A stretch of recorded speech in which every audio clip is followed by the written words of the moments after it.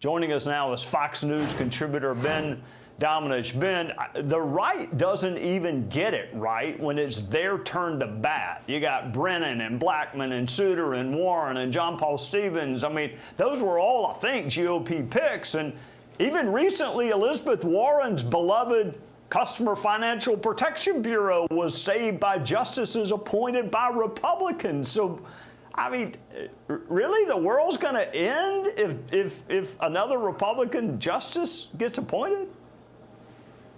Look, all these people live in this fantasy world where the Republican justices who are appointed are somehow these abject partisans who can't be counted on to have heterodox opinions on anything. And of course, as you said there have been a number of choices where I feel like past Republican presidents have just gotten it wrong. Look, I wish that you could raise the funds to send Sheldon Whitehouse a book on the separation of powers. I really doubt that he'd be able to make his way through it and understand it. But he especially can't understand the meaning of the flags hung outside of the Alito home as being anything other than a useful bat to go after these justices with. There's one more subtext, though, Trey, and that's that when I listen to Jill Biden complaining, I listen to that as being a complaint directed at Sonia Sotomayor, who, if they actually wanted to, really push to try to make a difference at this point, there are a lot of Democrats who wish that she would have stepped down already, frankly, so that they would have an option to name someone younger to her seat.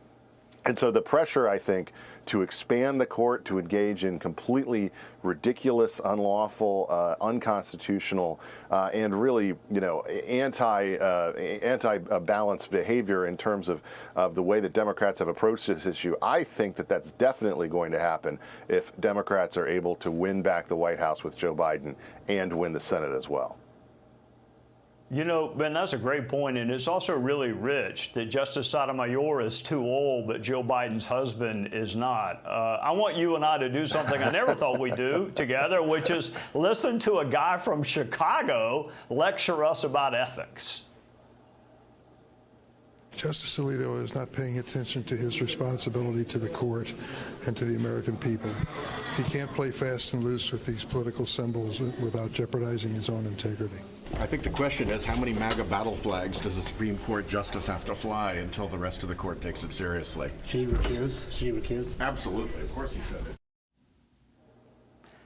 Hey, Ben, if you can keep a secret, I have no idea what flags fly on my front porch. My wife is in charge of all of that. I couldn't tell you which flags fly. I mean, honestly, that's what's on their mind is what flags fly at a Supreme Court justice's house. I mean, well, what who gets to define either one of theirs? Who gets to define what a MAGA battle flag is? I remember a couple of years ago when Colin Kaepernick went after Nike for having the Betsy Ross flag.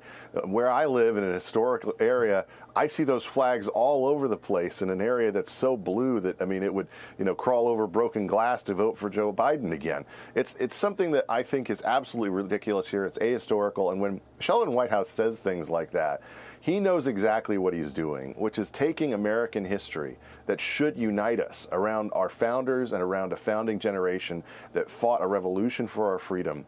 This is a flag, in the case of the Appeal to Heaven flag, the pine tree flag, that actually was flying in front of San Francisco City Hall and had for years prior to this whole controversy. Who knew that they were flying a MAGA battle flag all along? Apparently that's something that they needed to correct. But that's the kind of ahistorical situation that we're dealing with here, where they will seek out anything to weaponize it against a court that they can't stand has a number of constitutionalists on it.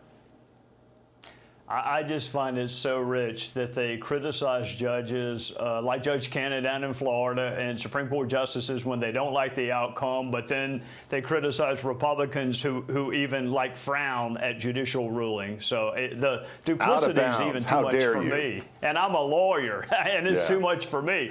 Ben Domenech, thank you for joining us on a Sunday night. Good to be with you. Hey, Sean Hannity here. Hey, click here to subscribe to Fox News YouTube page and catch our hottest interviews and most compelling analysis. You will not get it anywhere else.